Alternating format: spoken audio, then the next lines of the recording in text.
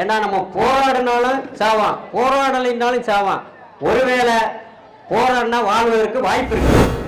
தற்சார்பு பொருளாதாரத்தை நம்பித்தான் நம்ம வாழ்ற இந்த கல்லணை கிராம சுற்றியுள்ள மக்கள் இன்னைக்கு தூம்பவத்துக்கு மாதிரி தண்ணி வரல. இந்த விவசாயம் இருந்தா நம்ம பொழைச்சிக்கலாம். நம்ம எத்தனை நாளைக்கு தான் திருப்பூர், கோயம்புத்தூர், மெட்ராஸ் ஓடி ஓடி வாழ முடியும்? இன்னைக்கு நான் ஓடி பொழைச்சிடலாம், நாளைக்கு நம்ம பிள்ளைகளுக்கு இந்த மண் இருந்தா தான் பொழைக்க முடியும். நம்ம கும்பிடுற சாமி கூட இந்த மண்ணை காத்தா தான் நம்ம சாமியை காக்க முடியும்.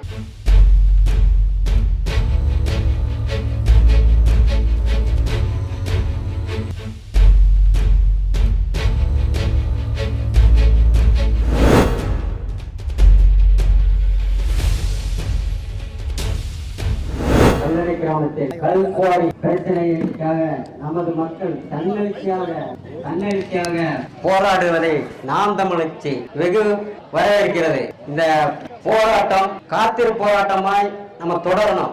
ஏண்டா ஒரு நாளைக்கு வாரத்தில் ஒரு நாளைக்கு இருந்து ஒரு நாளைக்கு மறைஞ்சா அது தெரியாது.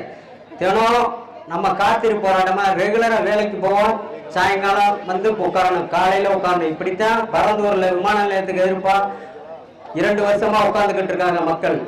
திருமால்ல ஃபர்ஸ்ட் நாள் 50 பேர் கூட இல்ல, அடுத்த நாள் 100 ஆச்சு, 200 ஆச்சு, 1000 பேர் வந்தாங்க. அப்ப 8 நாள்ல அதுக்கு ஒரு எல்லைக்கு போனோம். அது மாதிரி நமது கல்லணை கிராமத்துல இந்த கல்குவாரி போராட்டத்துக்கு நல்லா வெகு சிறப்பாக நடத்துறதுக்கு நீங்க தினந்தோறும் காத்திரு போராட்டமும் நம்ம கொண்டு போவோம். ஏண்டா மக்களுக்கு விழிப்புணர்வு ஏற்படுத்தணும். ஏன்னா நம்ம போராடினாலும் சாவான், போராடலைனாலும் சாவான். ஒருவேளை போராடினா வாழ்வதற்கு வாய்ப்பு இருக்கு.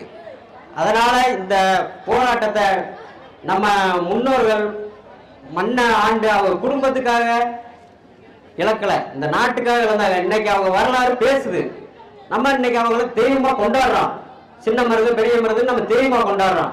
அதுபோல நம்ம அவங்க சாகும்போது அதே மாதிரி ஒரு எறும்பு சாகப்போது நம்ம மிதிச்சோம்னா நம்மளை கடிச்சிட்டு செத்துருது மிதிக்கும் போது. அந்த உணர்வு வச்சு நம்மளுக்கு வரணும். ஏண்டா ஒரு நம்மளை கொன்றுவேன் அடிச்சிருவேன் அப்படின்னு பயந்துகிட்டே இருக்காங்க. பயத்தை விட்டு ஒழுங்க.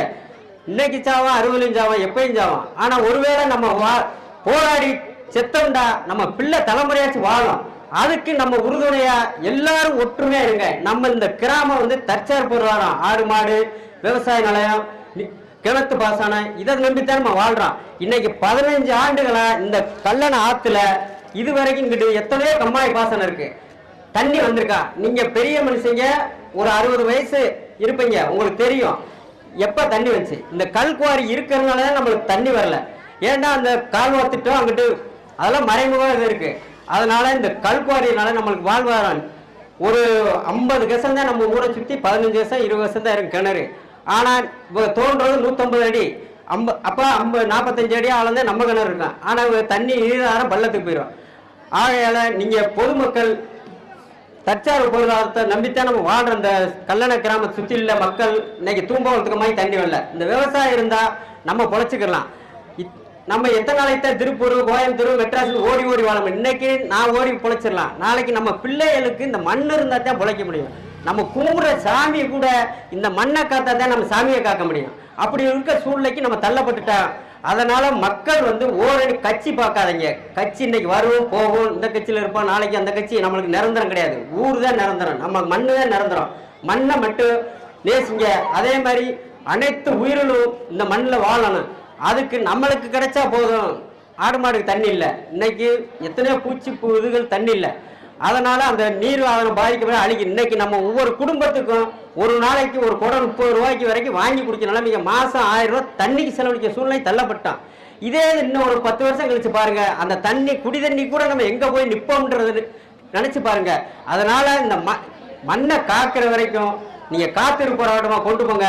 அதுக்கு நாம் தமிழர் கட்சி என்றுமே துணை நிற்கும். அது நீங்க கூப்பிடுற ஊருக்கு, என் ஊரு பாறைக்குளம் தான், என் பேர் பாண்டி, நான் பக்கத்து ஊர் தான். இந்த ஊர்ல நான் காய்கறி தோட மிதிக்காத தோட கிடையாது. காய்கறி ஏற்றி ஒரு 2 லாரி 3 லாரி ஏற்றி போவோம் அங்கிருந்து மார்க்கெட்டுக்கு, மதுரை மார்க்கெட்டுக்கு. பருத்தி என்ன நெல் என்ன இன்னைக்கு ஒத்தப்படி நெல் விளையல. அந்த அளவுக்கு நம்ம கிராமத்தை பால்படுத்திட்டோம். அன்னைக்கு கல் உடைச்சு பெரியவங்க இங்க இருக்க சுத்துப்பதி கிராமம் நம்ம சொந்த நிலத்தை நம்ம நிலத்திலே நம்ம கல் உடைச்சு பொழைச்சோம். இன்னைக்கு அதை பூரா கார்பரேட் பெரும்பெரும் முதலாளிகளுக்கு அந்த நிலத்தை விற்றோம். இன்னைக்கு அந்த நிலத்தை விற்றதுனால அவங்களுக்கு வந்து இந்த ஊரை அனுப்ப நேசிப்பாங்களா? நம்மளுக்கு அது வாழ்வா இருக்கு. அன்னைக்கு எத்தனை ஊருக்கு மக்கள் இந்த கல்குவாரி கிடங்குன்னா பிழைக்க வந்தோம், ஏதோ கையோடப்பில்.